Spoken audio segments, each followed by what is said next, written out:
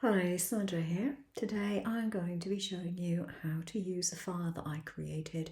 It's an SVG and it's to be cut out in different colours of card. So we go to File and I'm going to go to Import, find my file, which is this one here, and click on Open. Now I don't want to do a print and cut, I want to do a cut only. And then I click on next and just go for apply. Now I know that I designed this and this size is too big. It was supposed to be 20 centimeters wide. So over here, check the proportional resize and just put in 20 centimeters in there and that will resize it. Go to arrange and go to move to cut origin. Now I can send my design. All the artwork, yes. Move each colour layer to origin, yes, because that makes it easier for me to do. So click on send. Now you'll notice all these little pieces come up in different layers because they are different colours in the file. You can cut them out the same colour if you want to, but they will come up separately because I've chosen to make them different colours. Now when it comes to this one here, you'll notice there are a couple of slits there and there. You need those. And this hole here is where the fastening would go. Now I've added another hole here, but you don't have to cut that if you don't want to. You can import this as an editable file and you can remove that hole if you want to. I just put it there because it means that when you closed it up, that hole there basically overlaps to there. So you can leave it out or put it in, up to you.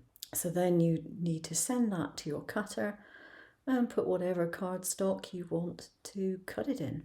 All you need to do is to use something like an empty biro or a nail dotting tool and a ruler, and you can do your score lines. So this is a piece of plain cream card, and you might notice that it has texture on it. To get the texture, what I did, I used a piece of this shelf liner which has got like a waffle pattern, and I put that through my embossing machine. Now before I chose the card that I was going to do this with, I cut out a piece of silver foil card to do the tidying up on the hole there. Then I chose a cream card and I thought it doesn't quite look right with silver. So there's a cheat way around this. If you have an alcohol marker, you can use that over the top of your silver card and you can change the colour of it. So I've done my score lines. Now if you're going to actually emboss it like I did, don't bother doing the score lines first because they disappear when you've embossed it. Do the pattern on your paper first and then do your score lines. The score lines are very, very obvious on this one. They just follow a general oblong shape on the base, and I want to put some decor panels on, so it's much easier to put your decor panels on before you fold it than afterwards. Now there are two different decor panels. There's one without a hole which goes on the back like so, and then there's one with a hole that goes on there like that. Okay, so make sure you put the right one on. These side panels, you want to gently fold the top of it in half like so. Now I did it before, so it has got a bit of a memory for the crease. You don't want to put a complete crease all the way down it, but just fold it at the top. And then we can actually start to do this together. I'm going to put this one on here. The tweezers comes in very handy if you've got something tiny. I'm not too worried if some of the glue shows at the moment because this glue is very good for just drying and being invisible. I also have a little gift tag.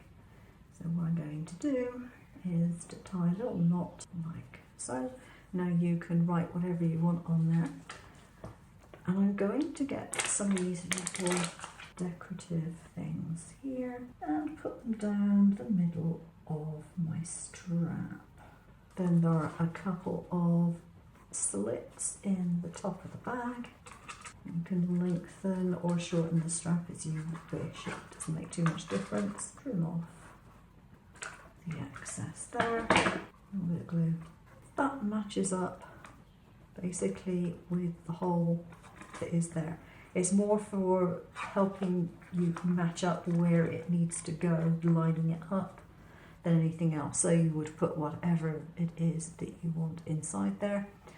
And what I would suggest you use is tack it over and over, or a glue dot underneath that to fasten it, because that way someone can open the box and then reuse the box when they want to. And then I thought it would be quite nice to put one of these things on here as well in the centre. So there we have a very cute little handbag box. If it's for an adult, you could even use a small magnet to act as a closure, in the same way that you actually get on real handbags. You can get tiny little magnets these days, and you could glue a couple of those on.